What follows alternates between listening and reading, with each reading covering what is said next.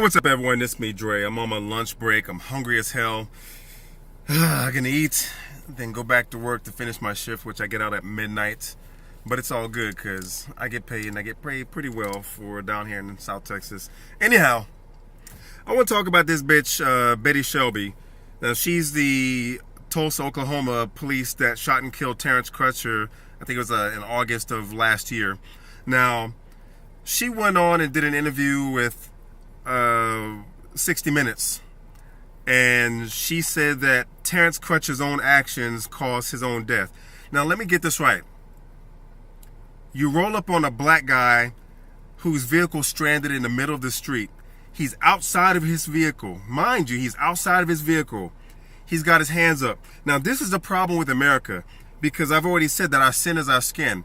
We are automatically a threat. We've been a threat ever since we were emancipated, even before that, because when the slave owners brought us over and they saw what they call the wild eye of the buck niggers, as they call them, those are the ones with the warrior mentality, the ones that, strove to be free, and you can see it in the eyes. So they went to the process of buck breaking or demasculating these guys by raping them in front of everyone to break their will.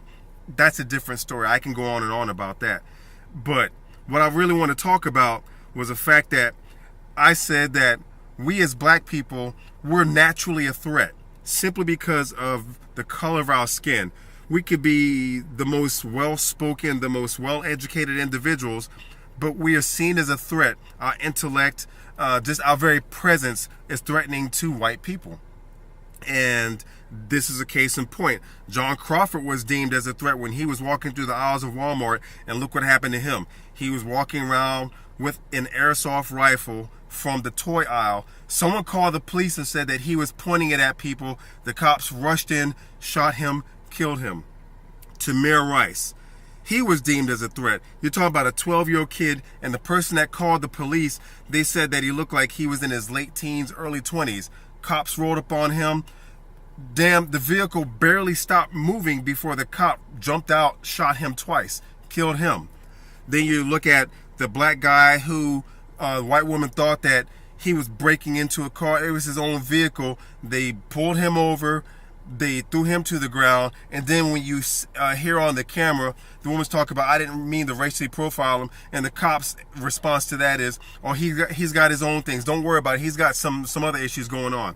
So that's just the thing. A black man who goes to a university and making his way in life gets pulled over. But again, these are just some examples of black people and how we're deemed as a threat. So now this officer, she says that Terence Crutcher was a threat when he had his hands up in the sky. Even from 300 feet from a fucking helicopter, you hear the newscasters say he looks like a big bad dude from 300 feet. How can you determine someone is a big bad dude from that elevation? So she said that his actions warranted her using lethal force, which killed him. She said that he tried to reach in his vehicle. When you see different angles, you see that his window was rolled up. So what the fuck was he going to reach into? But here's where the bullshit gets deeper. Earlier when she spoke to them, she said that she had a temporary loss of hearing. So because you can't hear shit, that means that you squeeze the trigger. Now, I'm a licensed gun owner here in the state of Texas. I carry with me, I have a Beretta PX4 compact model, PX4. Love the gun. Now, in any loss of sense of hearing, that's not going to elicit any type of natural response for me to squeeze the trigger, especially in the event that I have to point it at someone. So, the fact that she said his actions warranted his death because she thought he was reaching into a vehicle, I think this is a cover-up from law enforcement for Tulsa, Oklahoma. This isn't the first time, because you remember back in 2015, Eric Harris, he's a black guy. Yes, he was trying to sell an illegal firearm, but he was a no threat.